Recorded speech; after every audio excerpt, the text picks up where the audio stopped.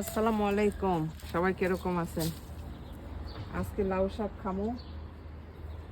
তো লাউ শাক গোড়া দিয়া যা বাইর হয়েছে আমি কাটতে নিতেছি,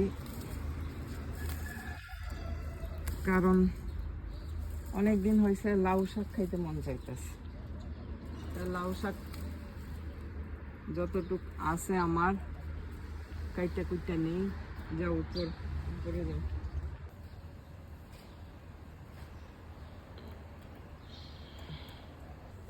আজকে যে লাউ পাতা নিলাম, মাশাআল্লাহ সিম দিয়া লাউ পাতার ভাজি খাবো, এতটি লাউ পাতা নিলাম।